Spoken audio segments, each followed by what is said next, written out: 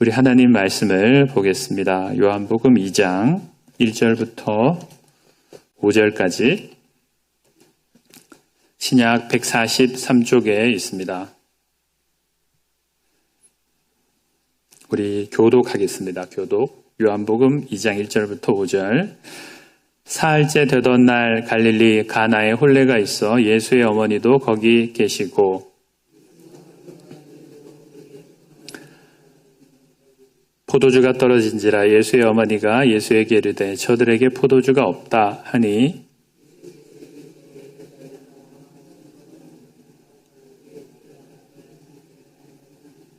같이 있습니다. 그의 어머니가 아인들에게 이르되 너희에게 무슨 말씀을 하시든지 그대로 하라 하니라. 아멘. 주를 위해 목마름이라는 제목으로 말씀을 나누겠습니다. 3일간 우리 새생명 축제에 정말 태신자들이 많이 왔습니다. 감사하고 또 감동의 시간이었는데 이제 잘 마쳤으니까 이제 우리가 뭘 해야 되겠습니까? 무엇을 해야 되겠습니까? 그 말씀을 나누기를 원합니다. 마리아가 한 일을 통해서 우리에게 무엇을 해야 될지를 또 교훈해 줍니다. 오늘 1절, 2절 말씀을 보면 갈릴리 가나에 이제 혼인잔치가 있습니다. 예수님의 모친도 또 있고 예수님과 제자들도 청함을 받았습니다. 근데 우리가 읽은 말씀에서 분명 금방 확인되는 것처럼 문제가 생겼습니다. 3절에 포도주가 떨어졌습니다. 잔치에 있어서 가장 중요한 포도주가 동이 나 버렸습니다. 마리아가 이런 상황을 알 정도이니까 당시 이제 잔치집 분위기가 막 술렁술렁거리고 있는 것을 예상해 볼 수가 있습니다. 잔치를 주관하는 연회장은 포도주를 구해야 되는데 도대체 어디에서 구해야 될지 또 어떻게 이 많은 양을 구해야 될지 아마 정말 당황스러웠을 겁니다.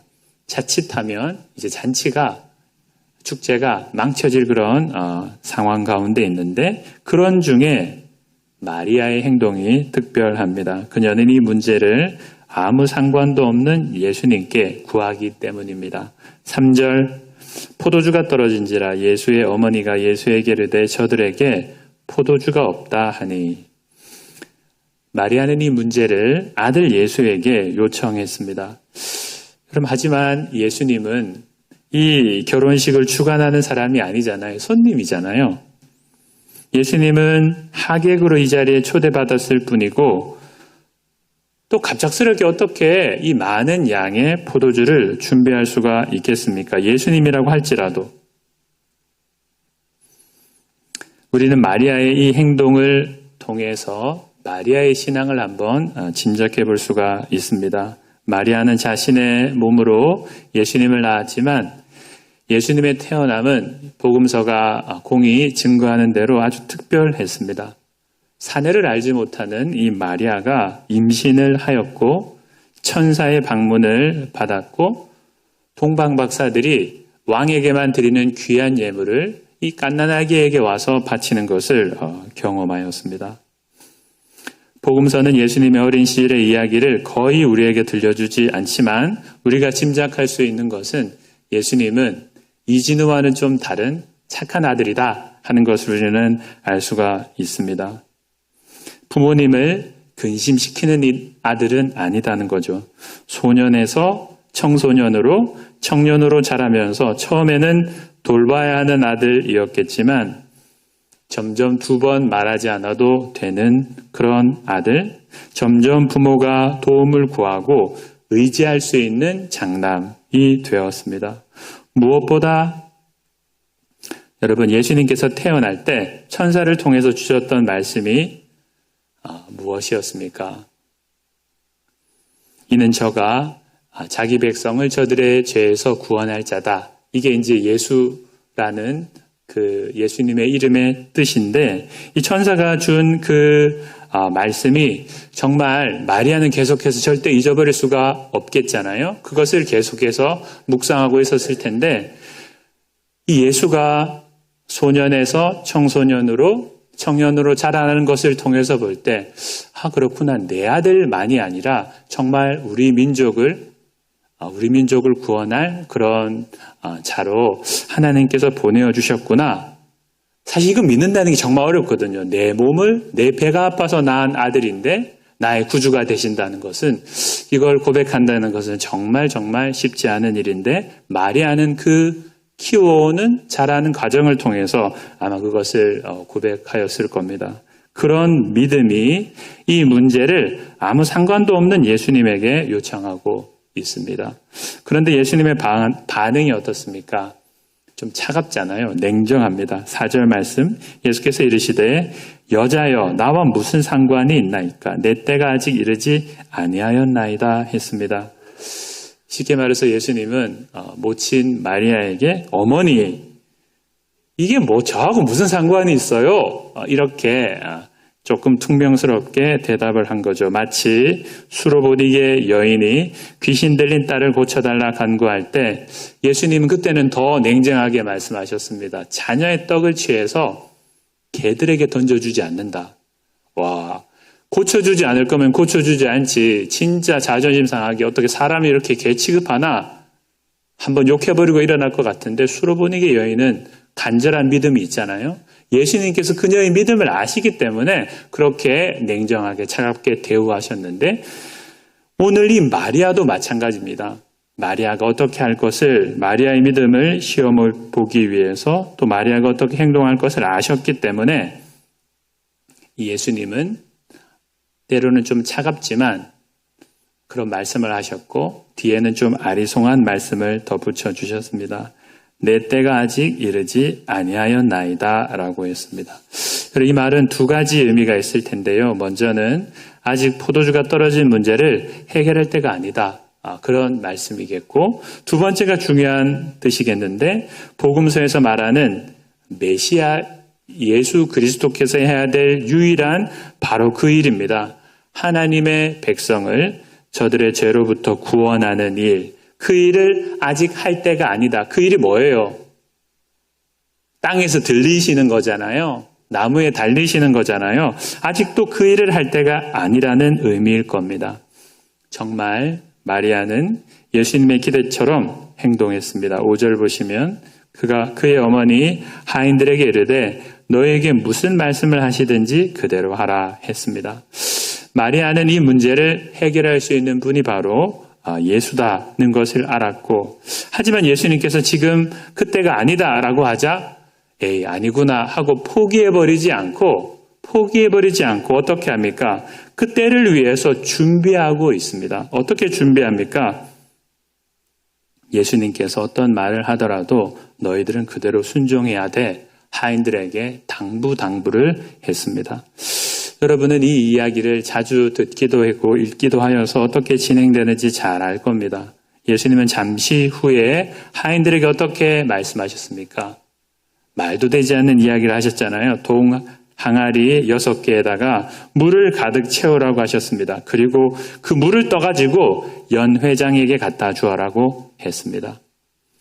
지금 하인들도, 연회장도 지금 막 이 잔치가 거의 분위기가 망쳐질까봐 포도주를 구하느라고 정말 바쁘고 분주한데, 한가롭게 여러분 큰 돌 항아리에다가 물을 채우고 있을 그런 여유로운 시간이 아니잖아요. 그런데 이 엉뚱하고 말도 되지 않는 일을 하인들이 왜 합니까? 마리아의 권유 때문이었습니다. 여러분, 물이 변하여 포도주 됐네, 이런 우리 주일학교 찬양도 있는데 진짜 물이 변해서 포도주가 되었어요. 기적이 일어났습니다. 누구를 통해 이 기적이 일어났습니까? 마리아의 말대로, 마리아의 간청대로 예수님을 통해서 이 기적이 일어났습니다. 그러나 여러분, 저와 여러분에게 적용해야 될 대목은 이것입니다. 중보자가 있습니다. 한 사람이 있습니다. 중보자가 있습니다. 마리아가 있습니다. 마리아 때문에 이 기적이 일어났습니다. 저는 본문을 읽고 묵상하면서 하나님께서 새 생명 축제를 마친 우리 교회에게 어떤 교훈을 주시나 이렇게 생각을 하고 있는데, 그러다가 다시금 1절 말씀을 읽으면서 조금 다시금 주목하게 된 부분이 있었는데, 1절 시작할 때 이렇게 되어 있습니다. 사흘째 되던 날, 이렇게 되어 있잖아요. 사흘째 되던 날. 그러니까 가나 혼인 잔치의 이야기는 사흘 전에 있었던 이야기하고 연결이 된다. 이렇게 사도 요한이 우리에게 설명해 주고 있는 겁니다. 사흘 전에 여러분 어떤 일이 있었습니까? 궁금하시면 여러분 1장 하반절을 여러분 읽어보시면 되겠는데 바로 예수님께서 제자들을 부르시는데 특별히 빌립과 나다나엘을 부르십니다. 특별히 이제 나다나엘을 부르실 때 그 마지막에 놀라운 말씀을 주셨는데 우리 읽지 않은 바로 앞절입니다. 51절. 제가 읽어보겠습니다. 또 이르시되 진실로 진실로 너희에게 이르노니 하늘이 열리고 하나님의 사자들이 인자 위에 오르락 내리락 하는 것을 보리라 하시니라 했습니다. 여러분 이 말씀을 읽으면 구약의 한 곳이 아마 생각이 나시죠? 어디가 생각이 나십니까? 오늘 부른 찬송 338장에서도 나왔습니다. 내 고생하는 거 옛 야곱이 돌베개 베고잠 같습니다. 그 대목이 아마 분명하게 생각이 나실 겁니다. 창세기 28장 12절 말씀인데 제가 읽어보겠습니다. 꿈에 본즉 야곱입니다. 꿈에 본즉 사닥다리가 땅 위에 있는데 그 꼭대기가 하늘에 닿았고 또 본즉 하나님의 사자들이 그 위에서 오르락 내리락 하고 했습니다. 예수님은 지금 나다나엘에게 분명히 야곱의 사닥다리 이야기를 지금 해주고 계신 겁니다. 여러분 당시 제이콥, 야곱의 상황을 한번 생각해 보십시오. 딛다 처량했습니다. 얼마나 처량한지 모릅니다. 야곱은 지금 길에서 노숙하고 있는데 부잣집 아들인데 여러분 형 같으면 좀 노숙도 할 수 있을 거예요. 에서는 이제 들 사람이니까 사냥도 하고 좀 이렇게 액티브하니까 할 수 있겠는데 야곱은 아닙니다. 야곱은 집안 사람이에요. 집에 있는 사람, 집에 있는 게 좋은 사람인데 노숙을 하는 겁니다. 근데 여러분 그 노숙이 무슨 캠핑 가고 싶어서 가는 게 아니고 하고 싶어서 하는 게 아니라 어쩔 수가 없이 살기 위해서 지금 도망치고 있습니다. 지난날 야곱은 어머니 리브가와 짜고서 형과 아버지를 속여버렸습니다. 이삭이 죽을 때가 가까워 오게 되자 이제 장남 에서를 불렀습니다. 야, 너 밖에 나가서 사냥을 하다 평소처럼 사냥을 해서 그 짐승으로 요리를 해가지고 별미를 만들어서 나에게 가져오면 내가 먹고 기분 좋게 기쁜 마음으로 너에게 돌아갈 장자의 축복을 내가 너에게 주겠다. 요 이야기를 아내 리브가가 들었습니다. 아마 리브가는 그 아기를 이 쌍둥이를 임신하였을 때 하나님께서 주셨던 말씀을 기억하고 있었기 때문에 큰 자가 작은 자를 섬기리라 하셨던 말씀을 기억하고 있기 때문에 이건 분명히 동생 야곱에게 돌아가야 될 건데 아마 그런 생각을 하였겠죠. 그래서 야곱을 부른 겁니다. 야, 아버지가 이렇게 하려고 한다. 야, 우리가 이렇게 하자 해서 야곱은 어떻게 합니까? 염소 새끼 2마리를 잡아가지고 그거로 이제 매끈매끈한 자기 목과 이 손 부분을 이제 염소 새끼로 이렇게 변장을 하고 그리고 어머니 리브가는 잡아온 염소 새끼로 이제 요리를 해가지고 별미를 만들어서 그걸 갖고 이삭에게 나아갔습니다. 이삭이 뭐라고 말합니까? 거기 보면 이렇게 되어 있습니다. 음성은 야곱의 음성이나 눈이 멀어가지고 잘 보이지 않지만 소리는 분별할 수 있잖아요. 들어보니까 이게 동생 야곱의 목소리인데 그래 너 한번 손 한번 잡아보자 만져보자. 손을 만져보니까 어떻습니까? 털이 있고 들 사람 에서의 손이거든요. 손은 에서의 손이구나 했습니다. 그리고 야곱이 가져온 별미를 맛있게 먹고서는 장남에게 돌아갈 축복을 마음껏 해 주었습니다.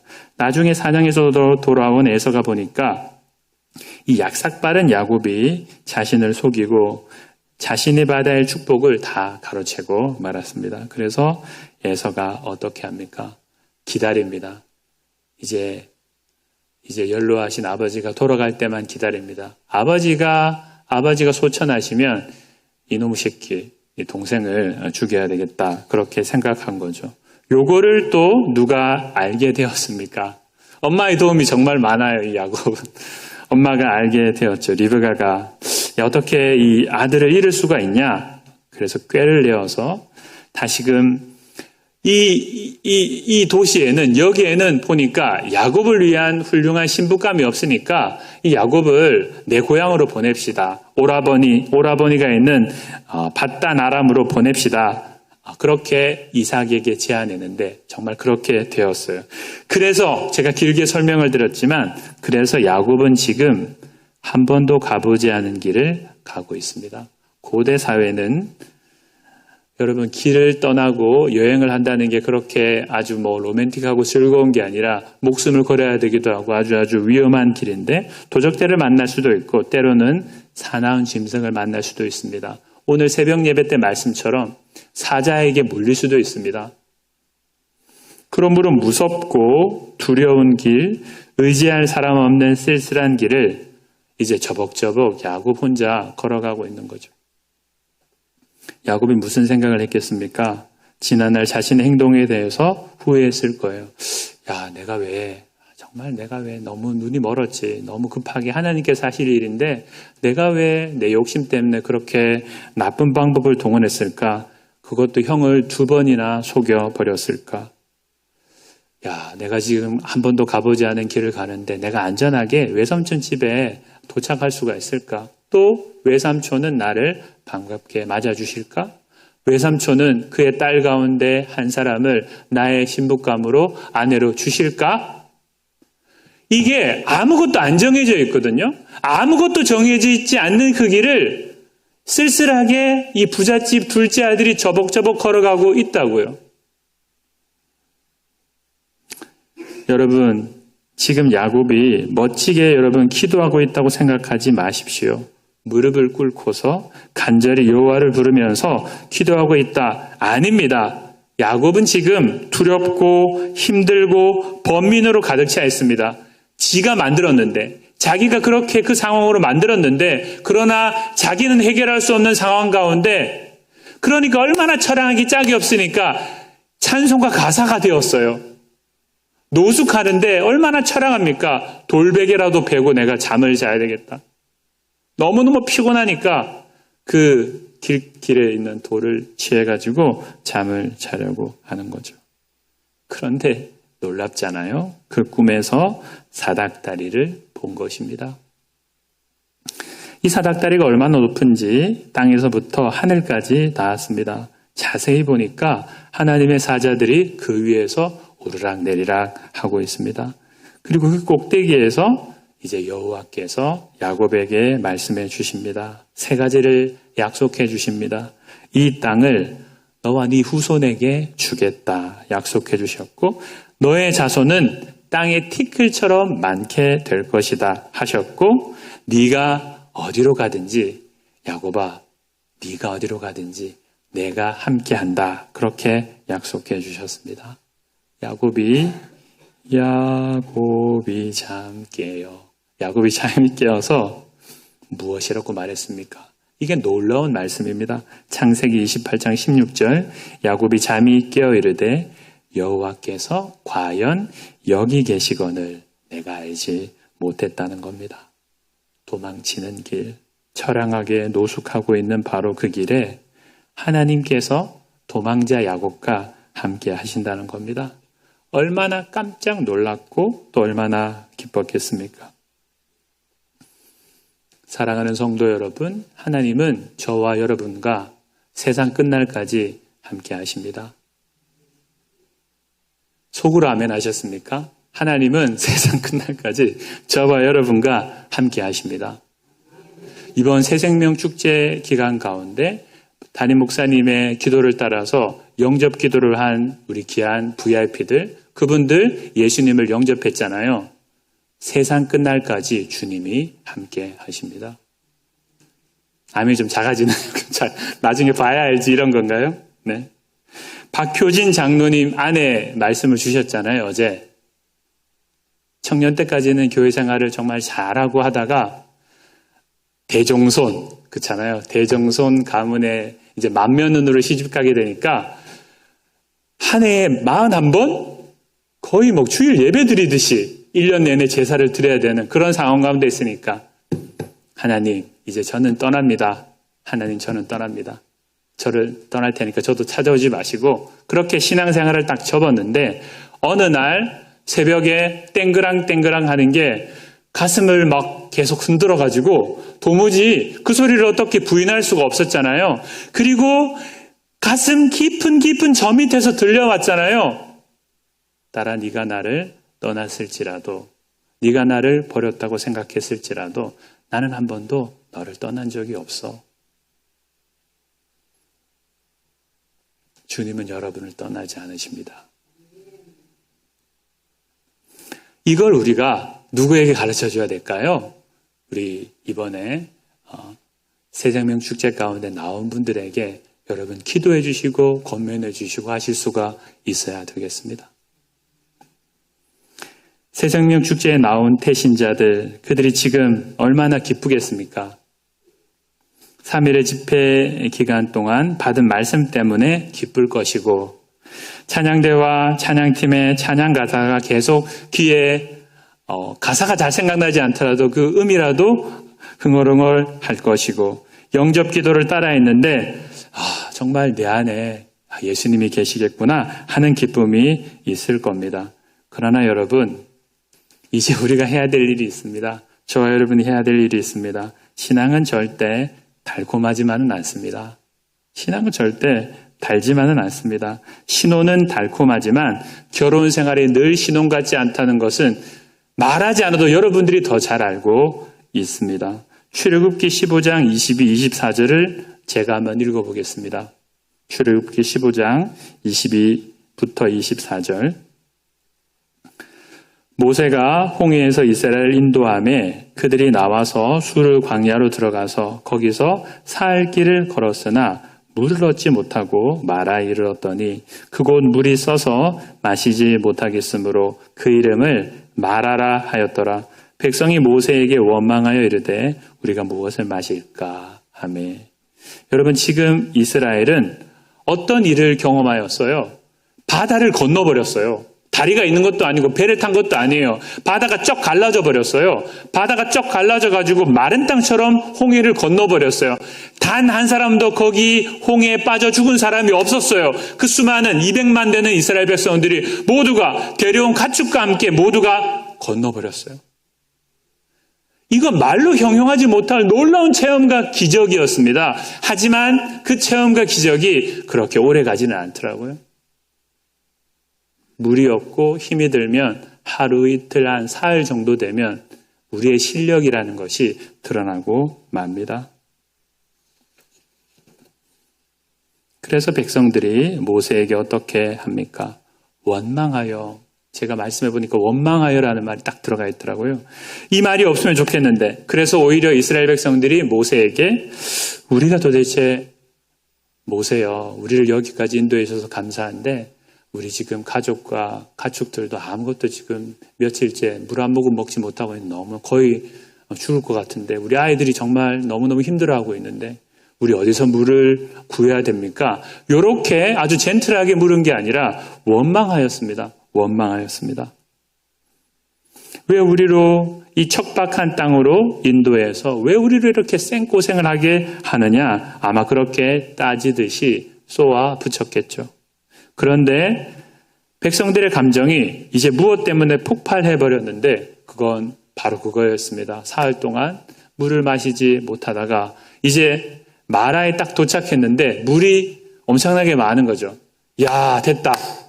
드디어 이제 해가 날 모양이다. 막 뛰어가서 아마 몇몇 사람들 뛰어가기도 하였겠고 막 손으로 이렇게 해서 벌컥벌컥 물을 마시려고 하는데 어때요?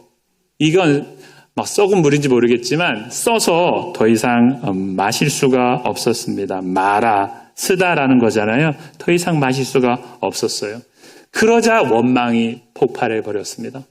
그래서 모세를 향해서 원망했던 거고 그러자 모세는 하나님께 기도했고 하나님께서 나무 하나를 지시하고 그것을 물에 던지자 단물이 되었습니다. 생수가 되었습니다. 벌컥벌컥 먹어도 배도 아프지도 않고 해가 날 수가 있었습니다. 여러분, 이 기적은 앞으로 이스라엘이 광야길을 걷는 내내 일어날 일이었습니다. 그래서 여러분 바울은 고린도전서 10장 4절에서 이스라엘이 다 같이 신령한 음료를 마셨다 이렇게 말하는데 이는 그들을 따르는 신령한 반석으로부터 마셨음에 그 반석은 곧 그리스도시라 했습니다. 광야길을 걷는 내내 반석이 따라다닌다는 거예요. 생수를 내주는 반석이 따라다닌다는 거예요. 사도 바울이 이런 놀라운 해석을 이런 영감 있는 메시지를 해석해 주었어요. 그 메마르기 척박하기 그지없는 그 땅에서 목말라 죽는 사람이 없었습니다. 이스라엘은. 불평해 죽는 사람은 있었으나 목말라 죽는 사람은 없었습니다. 이제 새생명 축제에 나온 분들도 신혼의 달콤함은 조금씩 줄어들고 몸도 피곤하고 마음도 지치기 시작할 겁니다. 오히려 신앙생활 하는 것 때문에 원망이 터져 나올 수도 있을 겁니다. 그때 저와 여러분이 해야 할 일이 있습니다. 뭡니까? 먼저 이 문제를 마리아처럼 예수님께 가져가야 됩니다. 아멘? 맞아요. 맞아요. 그거 그 사람이 할 일이죠. 그 태신자가 이제 신앙은 혼자 해야 될 일이지. 자기가 고백했으니까 맞잖아요. 홀로 서기를 해야죠. 홀로 서야죠. 어려움도 이겨내고 자기가 힘들면 기도하고 신앙생활을 혼자 그렇게 잘 해야죠. 그렇지 않습니까? 그런데 오늘 우리 읽은 말씀에 보니까 마리아는 그렇게 생각하지 않았더라고요. 마리아는 이 문제가 양가 집안의 혼주의 문제라고 생각하지 않고 이 문제를 예수께 갖고 나왔더라고요. 아니, 그보다 더 중요한 것은 예수님을 우리가 그렇게 배우지 않았습니다. 이게 진짜 중요합니다. 예수님은 목마른 영혼들에게 영생의 생수를 주시기를 기뻐하셨습니다.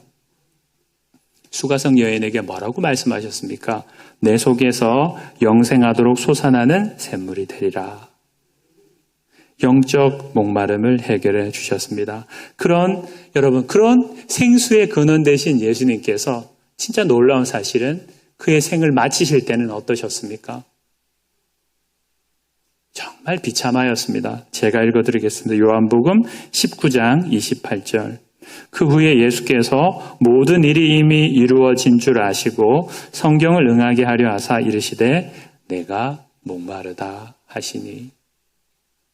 이게 이해가 되십니까? 생수의 근원 되신 예수님, 네 속에서 영생하도록 솟아나는 샘물이 되리라. 그렇게 수가성 여인을 찾아오셨고 그 영혼을 소성시켜 주신 예수님께서 정작 자신은 생의 마지막 순간에 단 한 잔 종이컵 생수도 마실 수 없는 지경이었다고요. 이게 이해가 되시냐고요. 내가 목마르다. 우리가 영혼들을 섬기다 보면 여러분들이 목마르실 겁니다. 진짜 영혼들을 옆 사람을 잘 섬기려고 하려고 하면 할수록 여러분이 목마르실 수가 있을 거예요. 내가 해야 될 일을 그 사람 때문에 지금 하지 못할 수 있고 내 기분은 지금 그 친구의 장단에 맞춰질 기분이 아니지만 그 친구의 장단에 맞추어서 웃어줄 수도 있고 함께 슬퍼해줄 수도 있는 겁니다. 그래서 여러분 역설적이지만 우리가 저들을 마시게 하면 할수록 진짜예요. 몸은 목말라야 돼요. 몸은 목마릅니다. 예수님도 십자가는 지셨어요. 상상이 아닙니다. 몸은 목마를 겁니다. 하지만 여러분 비로소 저와 여러분의 영혼은 해가람을 얻습니다. 두 분 아멘 하셨습니다. 이것이 세상이 알지 못하는 우리 오늘 권사님 기도하실 때 기도해 주셨는데 이것이 여러분 세상이 알지 못하는 하늘 양식이고 하늘 음료입니다. 신기하잖아요. 난 목마르지 않고 내가 풍족한 가운데 이 세상을 나의 이웃을 친구를 섬길 수 있으면 좋겠는데 그러나 영적인 일은 저와 여러분이 순종하면 순종할수록 잘하려고 하면 할수록 우리는 자꾸 좀 목말라질 겁니다. 몸이 고단해지고 피곤해지고 좀 목말라지지만 그러나 여러분 내 빈잔을 채우소서 비어 있어야 채워주죠. 그렇지 않습니까? 여러분이 그리스도 때문에 무언가 수고를 하고 억울한 일을 당하고 애를 써야지 주님이 채워주시죠. 뻣뻣하게 내가 살아있고 뻣뻣하게 나의 욕심과 나의 생각으로 가득 차 있는데 뭘 채워주겠습니까? 한 방울 더 채워지지 않죠. 여러분, 손해보는 일을 하지 마십시오. 영원히 손해보는 일을 하지 마시기 바랍니다. 영원히 잘 되는 일을 하실 수 있는 저와 여러분이 되시기를 원합니다. 누군가를 먹여주십시오. 누군가를 마시게 해주십시오. 그러면 좀 피곤해지고 바빠지고 목마를 수가 있지만 가만히 있으면 채워집니다. 이거 제 말이 아니에요. 예수님의 말씀이에요. 성경에 기록되어 있는 말씀입니다. 채워질 겁니다. 요거 맛보는 사람은 이렇게 살아갈 겁니다. 그런 은혜를 누리시는 저와 여러분이 되시기를 소망합니다. 우리 주신 말씀을 생각하면서 우리 함께 찬양을 하겠는데 368장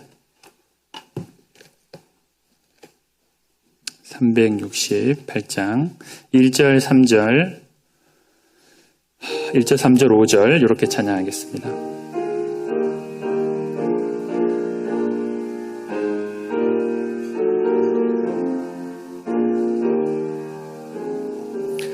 주 예수여 은혜 368장입니다. 고충 많게 하옵소서. 이 줄이고 목마른 나의 맘에 주 성령을 부소서. 주 예수여 충만한 내 영혼에 부소서. 주 예수만 나의 힘돼 내 만족함 됩니다. 옛 야곱이 천사와 씨름하던 그 믿음을 주옵소서.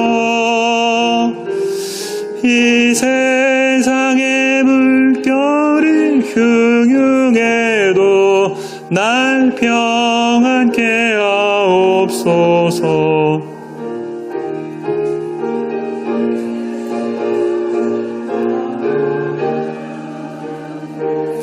내 영혼에 부소서. 주 예수만 나의 힘되고 내 만족함 됩니다. 5절 내 마음에 임하신 주의 성령 늘 계실 줄 믿습니다. 그는 사를 나의 부어주사 주 섬기게 하옵소서. 주 예수여 충만한 은혜 부소서. 주 예수만 나의 힘되고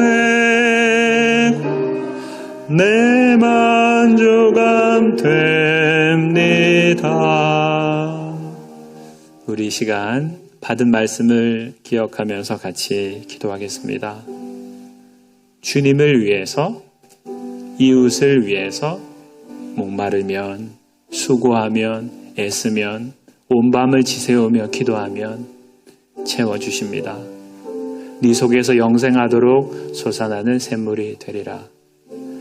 하늘에서 내려온 생명의 떡이다. 우리를 먹여주시고 우리를 해갈케 하여 주실 겁니다. 주님, 그런 은혜로 제가 살아갈 수 있도록 도와주옵소서. 같이 기도하겠습니다. 하나님 아버지, 주님, 이 세상은 목말라 하고 있습니다. 아니 주님, 저도 목마르지 않습니까? 그러나 생수의 근원 대신 그리스도께로 제가 나아가기를 원합니다. 아버지, 근본의 새생명 축제를 통해 귀한 영혼들을 주께서 보내어 주셨는데 신혼의 달콤한 시간이 끝이 나고 신앙 때문에 당하는 어려움과 아버지 하나님 수고가 있을 때 저들이 아버지 하나님 원망하고 낙심할 수가 있습니다. 그러나 우리가 권면해 주기를 원하고 우리가 이들을 위해 기도하기를 원합니다. 세상 끝날까지 그리스도가 너희를 떠나지 아니하리라. 주님이 너희와 함께하리라. 야곱이 가장 정말 아버지 밑바닥 인생을 살고 있을 바로 그때 주님이 하나님께서 야곱과 함께 하신다는 것을 깨닫게 하여 주었습니다. 너는 나의 손을 놓을지라도 나는 세상 끝날까지 너의 손을 놓지 아니하리라. 이것이 복음이고 이것이 주님의 말씀인데 하나님 이 은혜로 살아가는 제가 되겠습니다. 이 은혜로 아버지 하나님 누군가를 해갈케 하는 그런 제가 될 수 있도록 주여 도와주옵소서. 그러면 내 안에 참된 양식, 참된 음료로 정말 참된 아버지 하나님 만족과 평안과 아버지 해갈함을 얻겠습니다. 그런 우리가 되게 하옵소서.